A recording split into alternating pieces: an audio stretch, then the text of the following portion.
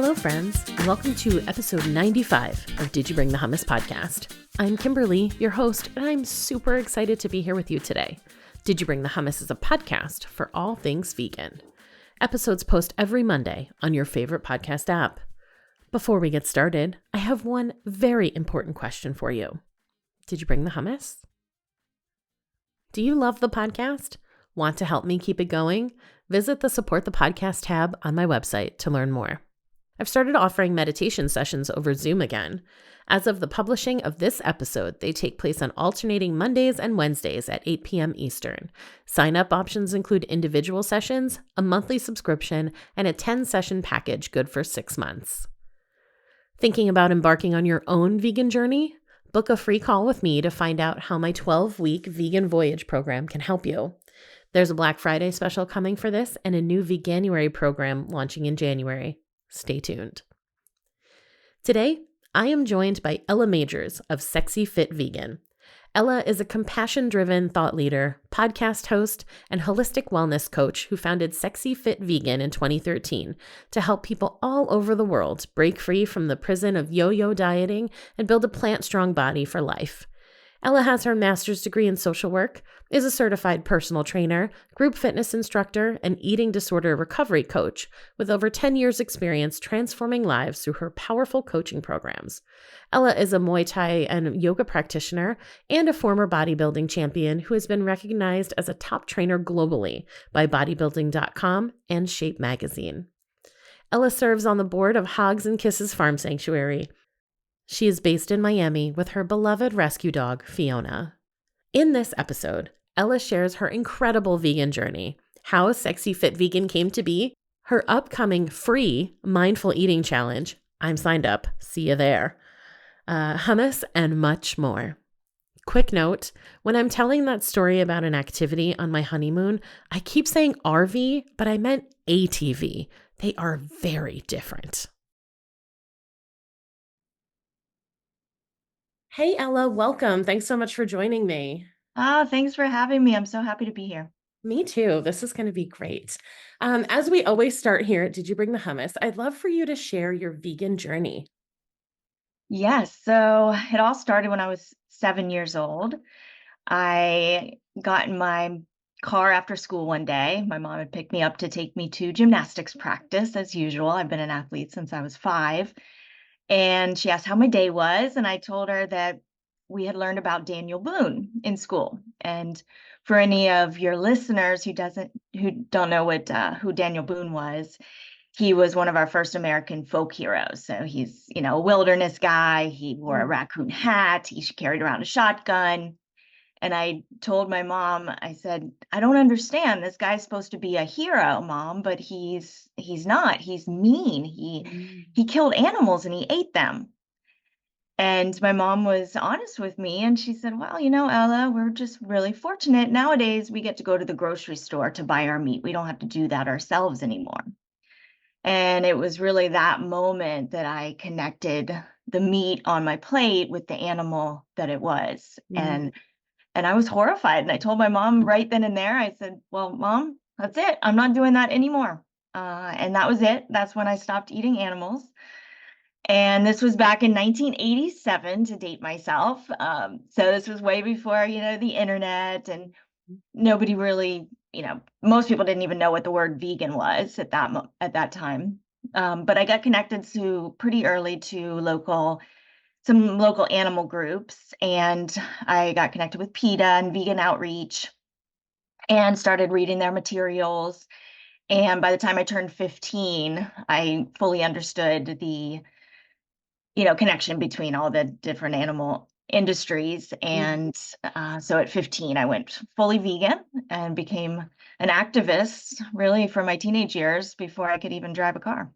Wow, that's amazing. I'm always so envious, jealous a little bit of people who were able to take that stand when you're so young. I remember a conversation with my mom when I was around 10, asking her like where our food comes from. And she explained, and my mom's vegan now too, so she has made the connection as well. But back then she explained that, well, these are animals who are raised to be eaten, so it's Right. okay, because that's what she'd been told. And that's what she grew up with, and nobody ever questioned it around her. So when I questioned it, she just kind of shared this answer she'd always heard. And I wish I had had it in me to go, well, that's not okay. Mhm. I'm glad that I made it. I did it when I was almost 21, but so I've spent more of my life now at least vegetarian than as a meat eater. But oh, that's so amazing. And what an inspiration for like younger listeners to hear that and go, oh yeah, I can just stand up and say, I'm not going to do this anymore. Yeah, it is so interesting, right? It's such a program that we're all given, and it's very understandable, why people continue to just believe that's the way it is. Hmm. And for whatever reason, and I don't know why, but it just did not make sense to me. And I'm a very strong-willed human, just Hmm. from my mom told me when I was 2 years old, I wouldn't let her put on my diapers. If I had diapers, I was putting them on myself. So I've always had a very strong mind. And I started writing in school, for assignments. My mom kept some of these writings, and I would say, I don't understand why we're eating animals. It doesn't make any sense. We have so many other things we can eat. Why do we have to kill something? And I just started eating the side dishes off of my parents' plates back then, or off the dinner table. And I think there's something to be said when a child is that clear. Yeah. I think it helps other people open their minds a little bit. And Yeah. so my parents eventually, pretty quickly, my dad fell into line. My younger sister became vegetarian then vegan. My mom became mostly vegan, and then when she got colon cancer over a decade ago, she went fully vegan, has been fully vegan now for, I don't know, 10 plus years. My sister has 3 vegan children. Her partner, she got him to turn vegan. So it's been pretty great to see Yeah. everybody fall into line. Yeah, for sure. And two, we never know who we're influencing when we stand up and make that choice and then are vocal and show people how it's done. Yeah. You've managed to get your entire family involved, but you're also out in the world talking about veganism with all kinds of people. So who knows how far your reach alone has gone to encourage people to say, I can do this too. This means something to me as well. And then make that change. Yeah, I mean, I have vegan tattooed on my neck. I have a vegan tattooed on my arm. And really, what I want it to be is just a statement of positivity.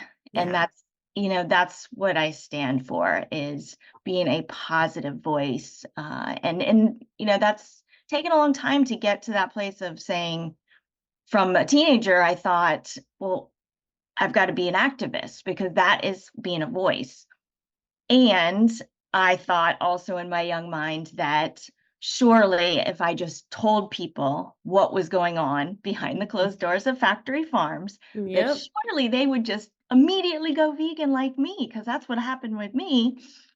And so that was a pretty bitter pill to swallow as a teenager, to get such, there's a lot of hate that came Yeah. back at me when I was Mhm. really coming from this place of love and compassion, and I just wanted to share what people were eating because I thought they would care.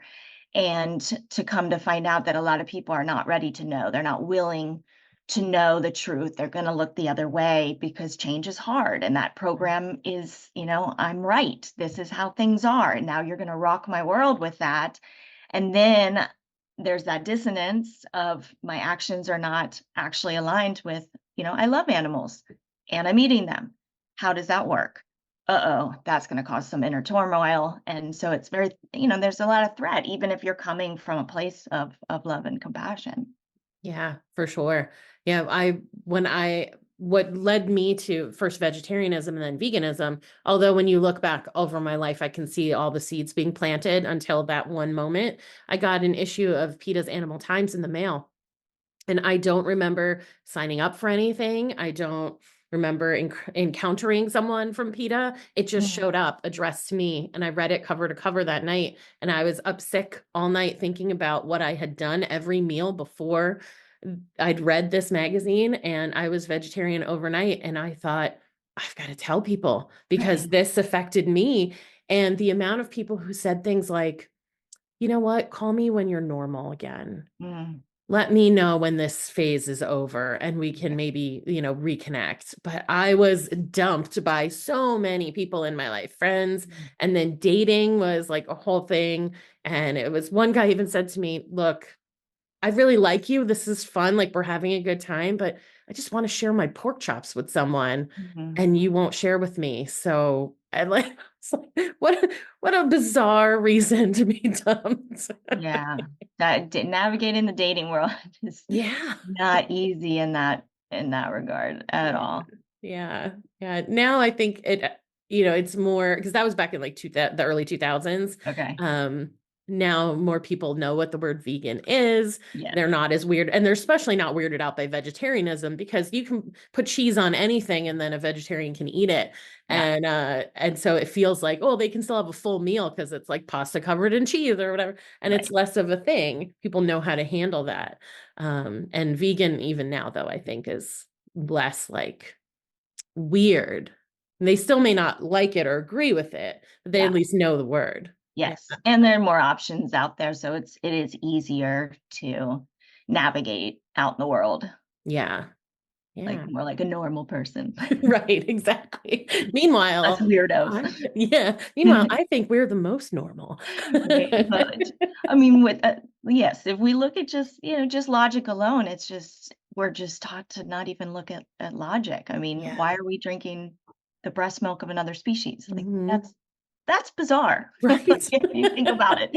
No other species is doing that. Yeah. And yeah, and why are we eating things that are killing us, you know? Mhm. Yeah. Yeah. So tell me about the work that you do. How did you go from, well, actually, let's backtrack a little bit. What kind of activism were you doing as a teenager? Yeah, so as a teenager, it was direct activism. So I organized protests.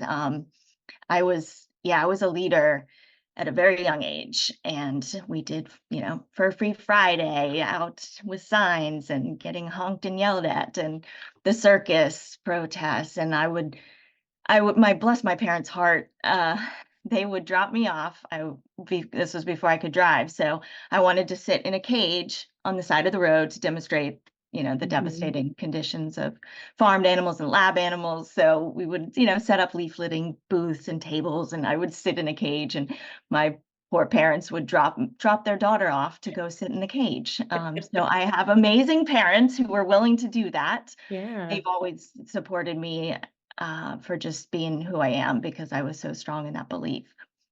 But like I said, I it was tough. It was something that I've felt so strongly about, so it didn't occur to me to ever quit or not do it. And I was a very shy kid, Mm. but I just knew it was my purpose on earth to be a voice for these all these beings that were suffering needlessly.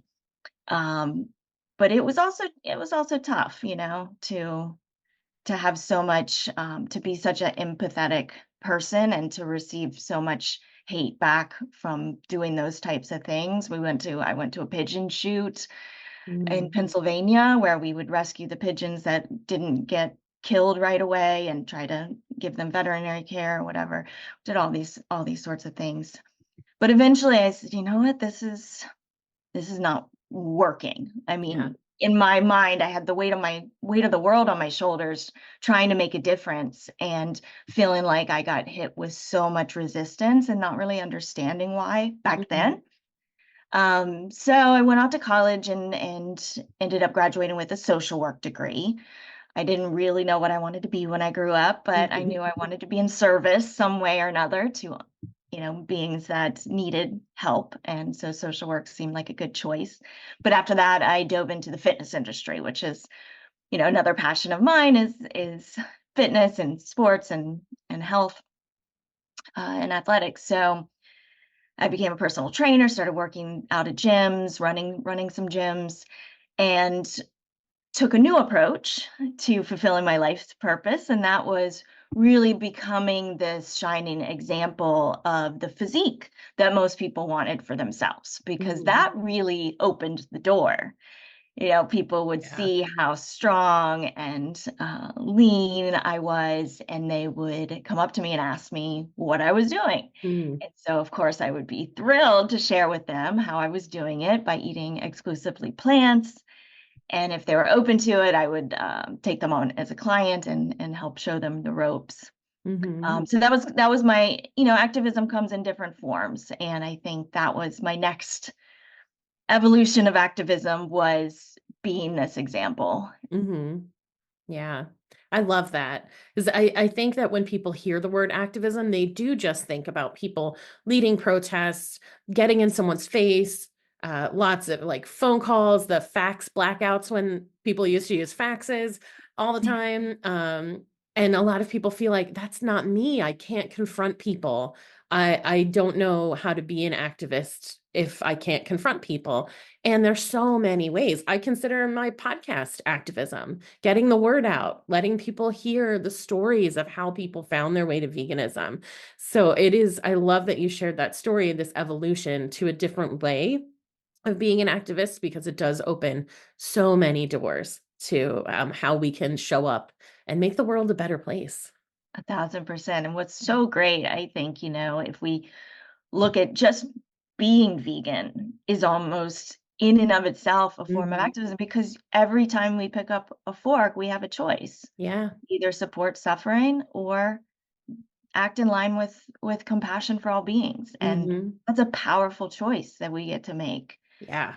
So just being that, and we have a lot of people that have recently been like, what do I do? My family, is not vegan, or I'm having guests, and my house is vegan. Do I impose that on them? And I just had a friend ask my opinion about that, and I was like, you having a guest and you have a vegan house, I think the key is to be really unapologetic and really positive about your house being a vegan house. So to say, look, my house is vegan. I am so excited to have you there. I can't wait to share some of the foods. What are your favorite foods? I'm going to bring in, stock the Hmm. kitchen, and we can make this a really fun adventure Yeah. of exploring different foods that maybe you haven't had. But if you love, macaroni and cheese, I'm going to make you a kick-ass macaroni and cheese. It's going to be all plant-based. It's going to be so healthy. It's going to be so delicious. So to make it fun, instead of, I think when we put that, it makes it very heavy to be Mhm. like, oh, by the way, I'm so sorry. Right. My house is vegan and you're not going to be able to have what you love. And I'm so sorry about that. I don't think we need to go there. I think if we Yeah. can just be really unapologetic, be ourselves, and be inviting and welcoming and excited, I think that's the key. Yeah, I agree 100%. Our household too is vegan, and I can't even imagine feeling sorry. It's like a couple of meals. Everybody's had that night where they just had pasta with marinara sauce and they survived, you know? So you don't need to have animal products at every meal, and they have proof in their own life they've already done it. And yeah, when you come at it with like, I'm going to show you this great food and we're going to have a good time with it. And you're not even going to notice that you're not eating what you usually do. I love that because you're right. When you do apologize, then it seems like you're doing something wrong. Right. You're not at Yes. all. No, it's the opposite. And you're introducing foods that are gonna, ultimately can save somebody's life, Yeah. for their own health and longevity and feeling good. Hmm. Yeah. I love that. So tell me about SexyFit Vegan. Yeah, so it was, I think, 2011 when I decided that I wasn't feeling fulfilled as a personal trainer. And part of that reason was because I would see people, I'd help people get into shape, and they would change their eating habits. And then once they got into shape, they would often fall back into old habits. They would return to animal products. And the reason, is in part they didn't have a deeper why. They didn't have that connection to something outside themselves, reason to not eat animal products. So that was very also frustrating, right? Because I would feel like I was making a difference, and then they would go back and they never really made that connection because I was doing it this other way. And I think that wasn't true for everybody, but I said, I've got to get back to my roots because I know I'm here. And people at that moment, at that year, again, were starting to understand what the word vegan was. People were starting to get a little interested. Stereotypes were starting to get broken down a little bit. But I said, let me just dive straight in. What kind of brand can I create that would really show people that being vegan is an incredible way to live, that it's a fun way to live, that you can be fit and break all those stereotypes about how vegans are scrawny or sickly or hippies or angry militant people. There were all these stereotypes back then. And I was like, let me just create a brand that's fun. And that's where SexyFit Vegan came in. And I had no idea how I was going to turn it into a business, but I created the brand, created a website, started doing blogs, eventually put a podcast out there. Publishing company came to me, asked me to write a book. I started getting recognition. I was in bodybuilding.com, which is the world's largest bodybuilding online forum, Shape Magazine. So with that publicity, because there just wasn't a lot of vegan influencers back then, that started to make waves. And I felt like, wow, what a great way to spread this message really far and wide now using media. And so that was exciting. And then eventually I was training somebody who was also a business coach. And she said, well, what about Ella creating an online group coaching program? And I was like, oh, that sounds like a great thing to do to help people transition to a plant-based diet. So that's how it started out, was group coaching around making the transition to plant-based. At that moment, I had also healed my own relationship with food. And that was a big thing in my 20s. I had being around bodybuilders and having my worth really connected to my body, and having what my form of activism, fulfilling my life's purpose was kind of dependent on me being in competition shape year round. And so that led me down the road to some disordered eating, some really restricting, and then binging. And so I went through that in my 20s, and then was able to heal that relationship with food and my body. And I found that so many people making this transition were really having trouble with cravings, having trouble with dieting. We're stuck in that yo-yo dieting prison. So I started to, in this, I also went back and got my master's degree in social work. So I had more counseling skills, and I got certified as a eating disorder recovery coach. And so my group coaching started to evolve to not only help people make the transition to plant-based, but to also help people really heal their relationship with food and their bodies, to get out of that yo-yo dieting cycle and begin to create a lifestyle that was really in line with being healthy and fit and strong, and that was also founded in compassion, not only for other people and animals, but also for themselves, because I found that a lot of people who are struggling had a lot of compassion for everyone else. And like me, I was kind of the last being on earth that I was able to embody compassion for. And so sometimes it works that way, and then sometimes it works the way of needing to have compassion for yourself in order to then expand that circle of compassion. So either way, it's important to have compassion for ourselves. We are beings too, and we are worthy. Yeah. It's interesting how when our worth is tied up in our bodies and how we look, it's interesting how we can very often go in different directions with that. So some, like you mentioned, will restrict and are trying to maintain that look that make people go, oh, she's beautiful, she's worthy, she's thin. And then other people like me, it goes the opposite way. And my thing was like, that's the only thing I can control. You think I need to look a certain way in order for you to care about me? Guess what?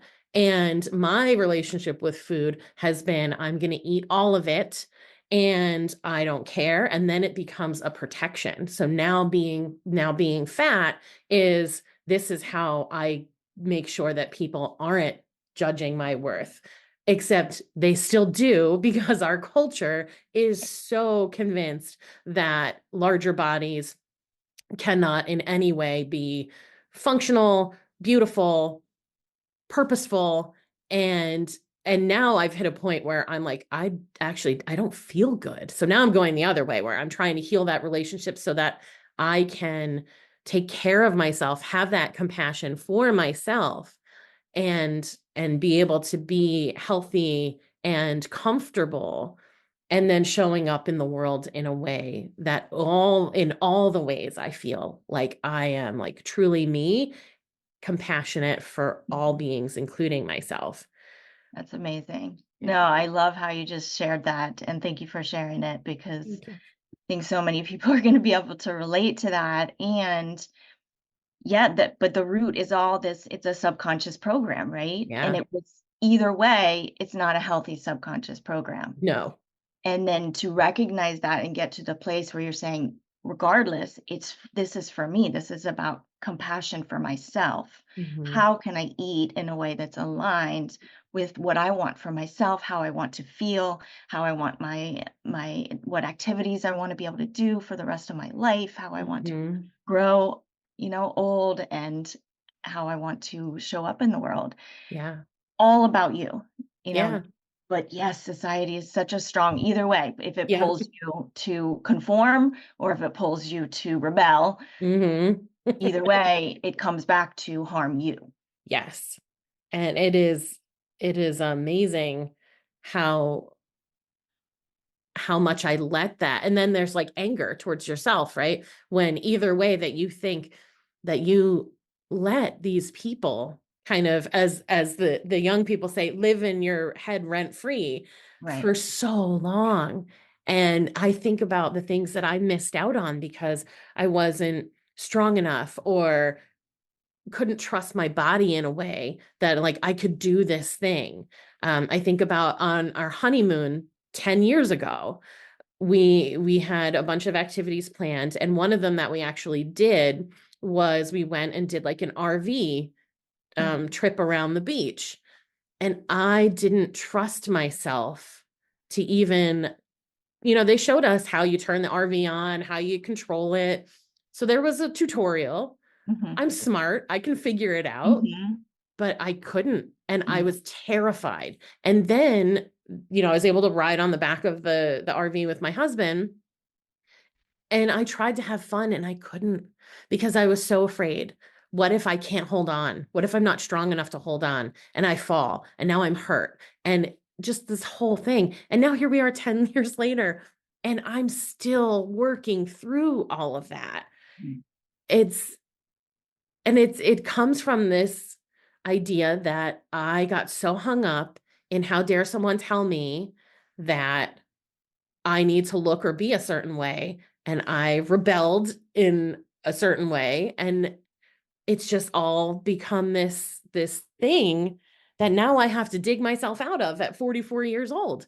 And now I'm thinking about, am I going to be able to reach that top shelf and stretch and pull down a can of, you know, chickpeas, or am I going to be able to do the laundry and when I'm in my 80s? I don't want to rely on someone. I want to be in a body that can do those daily activities.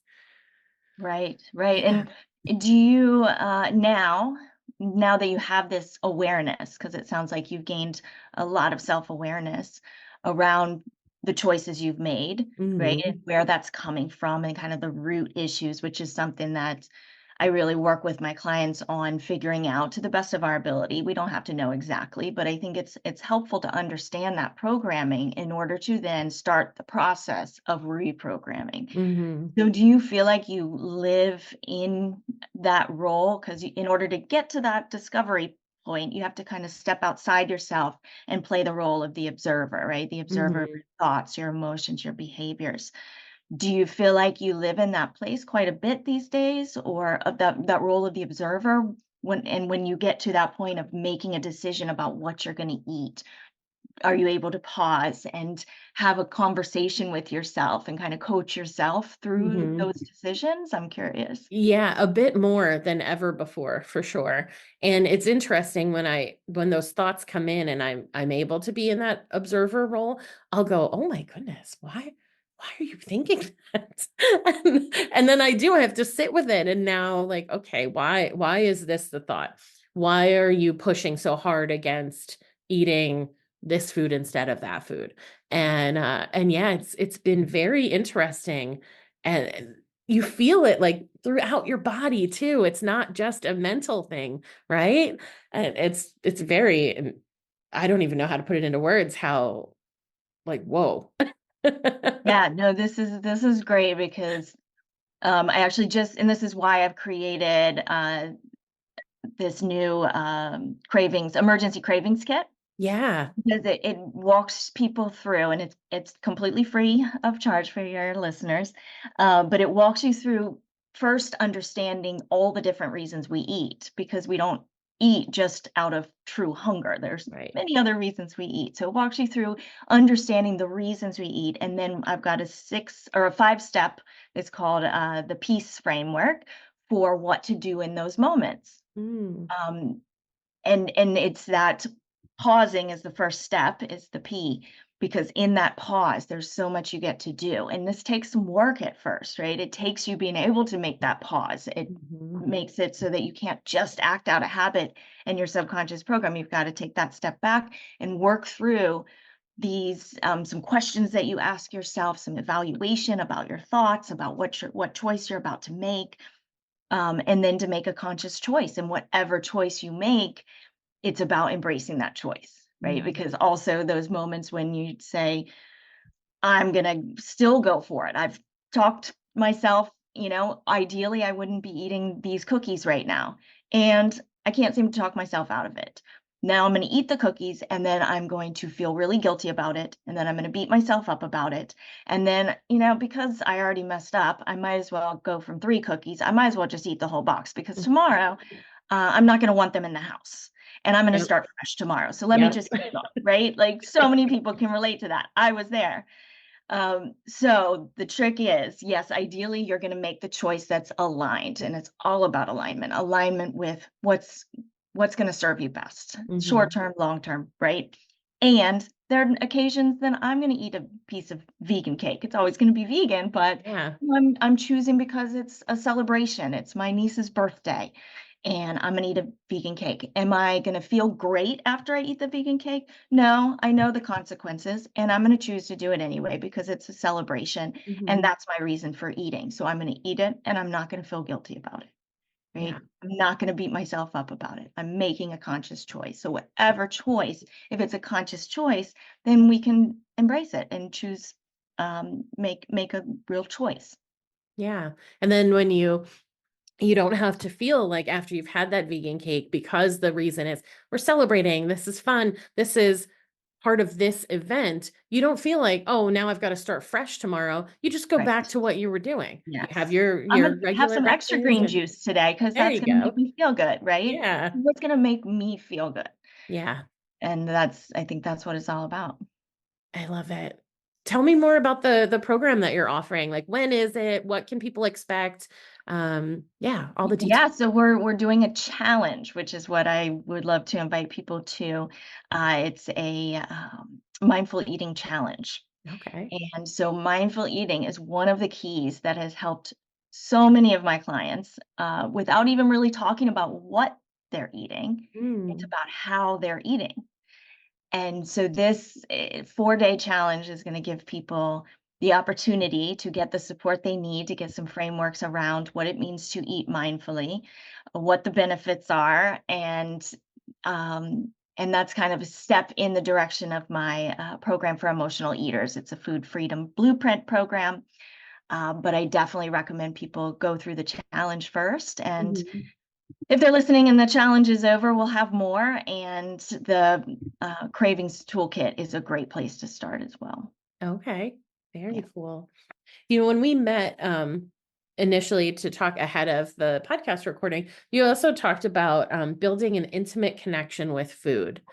How do you have some tips on how people can start that? Yeah. So the mindful eating piece is where it's at. If you can start with just one meal a day where you're eating undistracted and really going through your senses as you eat that food. You start by thinking about what that food, where that food came from, what is going to happen once you consume that food, how it's going to nourish you, how it's going to fuel your body, creating some gratitude around all the people and the resources that it took to bring that food to your plate, which is now going to enter your body and become you. Mm, To engage with all your senses around the food, to look at the hopefully bright colors that you're about to eat, the texture, the flavor, really taste it and smell it and feel it in your mouth. And then chewing your food to a paste before swallowing is mm, also an incredible tool for really digestion, because our digestion starts in our saliva. So by chewing your food as this kind of pre-digestion phase, it gives your body a head start on that digestion. It mm, also slows you down tremendously, and also allows you the opportunity to really connect with your body's signals and understand when your body is full. And if we can eat to about 80% full, so if we say, okay, I'm about 80% full, and then stop eating, 20 minutes later, we usually hit that 100% mark. mm. Usually we eat till we're at that 100% mark, and 20 minutes later, it's like, I could have Yeah. probably eaten about 20% less, right? Yeah. And so the mindful eating piece, and that's hard to do if you're eating while you're watching TV or while you're working. Not to say you can't ever do that. I still, during my busy weeks, I'll eat lunch at my computer, which is Mhm. not recommended. And I've also now it's completely habitual. Like I chew every bite to a paste before swallowing. I Mm. don't, it's my automatic now. But to build that up, to get to that place where that's your automatic, that takes some focus, that takes concentration. You're not able to create that new program while you're eating distracted. So Yeah. that's why I recommend, especially at first, at least one meal a day. The more meals a day, the better, that you can eat undistracted, that you can pay attention, to think of it as a meditation of sorts, and even to take 30 seconds before you start eating. If you can do that, even if you're working while you're distracted, to take those 30 seconds beforehand, to close your eyes, to take a few deep breaths and set an intention for that meal, set an Mm. intention and connect with that food and your body too. We're just taught our whole lives to follow diet plans Yeah. and somebody else's instructions about what, when, where, how much you should be Mhm. eating each day, when our bodies are brilliant, our bodies know. But we've really created this mistrust with our bodies, because our bodies will say, I'm hungry. And you say, well, I'm, not allowed to eat for another hour. Too bad you're Mhm. hungry. And Yeah. and then it gets complicated as well because of the addictions, right, to all these ingredients. Our food system is meant to have you physically addicted to the ingredients, so that then you are confused because your body's saying, I want sugar. And you're saying, okay, well, if I'm listening to my body, then I should eat sugar. But, when someone's addicted to heroin, their body's going to say, I want heroin. Mhm. And does that mean heroin's healthy? No, it certainly does not. So we've got to also, connect all the dots, right? And understand these addictive ingredients. And in some cases, for me, it was important to completely cut out refined sugar from my life. And I did that, I don't know, maybe about 6 years ago. Because I wanted to get to that place where I didn't crave it, that I wasn't using willpower, Mm. And that's what happened after about 6 weeks. I wasn't sure if that was going to happen or not because I was used to eating a little bit of coconut milk ice cream after dinner every night. And so Mhm. every night after dinner, I would crave something sweet and I didn't feel complete until I'd had Mhm. something sweet.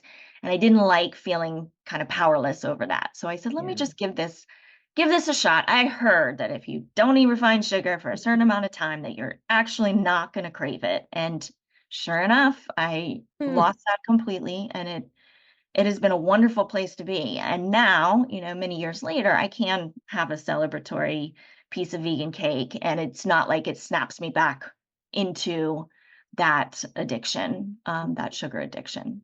So Yeah. that's another thing to just consider. And everybody's different, Mhm.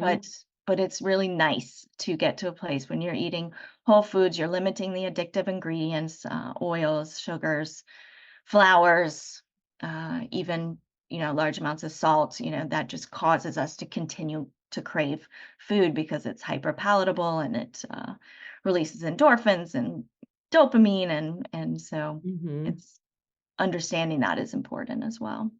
Yeah. Th- When I first learned that there were food scientists whose sole job was to determine the bliss point, and that where people are like, "Oh my God, I've got to have more of this," and that they focus every day on making food, making sure the food that their chemicals are going into are super addictive and people will never stop eating them. Oh, the rage that bubbled up inside of me. And I'm aware of it. Like there are so many people who aren't even aware of it. Have you read The Pleasure Trap by Doug Lisle and Alan Goldhammer? No, I haven't read the book yet, but Yeah. yeah, Yeah. It's it's mind blowing. yes. It is Yeah. mind blowing. Yeah, and for listeners, if you don't want to read the book, you can watch Doug Lisle do talks on YouTube, and it's really fun, and he makes it very accessible. It all makes a lot of sense, and it Have will you enrage you. have you interviewed Dr. Goldhammer yet? Yeah, yeah, Yeah. his Great. episode will come out in a couple months, I Oh, think. okay, cool. Yeah, yeah. Yeah, yeah. He's great. I interviewed him for my podcast as well. Yeah, he's He knows awesome. his stuff, that's He for sure sure. does. He's a machine. Yeah. But yeah, I appreciate you pointing all of that out too, because this idea that we do feel so powerless sometimes over food, Yeah. where we're just like, I just don't understand why I can't just eat better, why I can't just eat more healthy things. Even us vegans, some people are like, well, if you're vegan, like I've gotten that so many times. People look me up and down and they go, "Oh, you sneaking like cheeseburgers when nobody's looking?" Because all vegans are skinny and never would have a weight problem or a food issue. But there are so many vegan foods out there that mimic the stuff that people eat that's not vegan. Mhm. And for a long time I was like, look, I hate myself, not the animals. So I'm good. I just want to eat food. I'm worried about making their lives better. I'm not concerned about me. I'll be fine. But now I'm at that point, like I said, where it's like, okay, I want to be good too. I want to care about myself too. Yeah. Yeah. Yeah. It's interesting, that dynamic, right? Of thinking that as long as we have compassion for others, then we're compassionate. Hmm. It's important to have that compassion for ourselves. And I talk about compassion being our compass, and that in that pause before you make a food choice, think about all the people you care about, your values, the Hmm. people, the animals that you care about, and then, okay, let me use compassion as my compass. What would be the compassionate choice for everybody, Yeah. including myself? Mm. I love that. Yeah. Yeah. Oh, that's really beautiful. I love that so much. Um, Thank you so much for this conversation. I mean, Yeah. I've gotten so much out of it, so I know that my listeners will as well. But I've got one more question for you. Okay. How does hummus show up in your life? It's so interesting you asked that, which I know you ask everybody, but I I was just actually I'm at my boyfriend's house in Austin right now, and he makes his own nut milk. So he's been doing a combination of Brazil, pumpkin, Ooh. and what else? There's one other walnut. That was his latest combo. So Mm. delicious. Yeah. I'm like, all right, well, what are you doing with the pulp?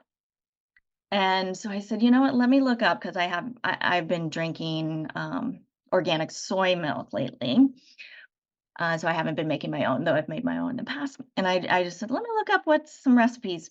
The first thing that popped up was almond pulp hummus. Have you ever Oh, heard of that? no. I had not either, but I was like, this is perfect. I can bring this to the show. And I Yeah. have not tried it out yet. It sounds very strange and not very appetizing at all, but I think I'm going to have to try it.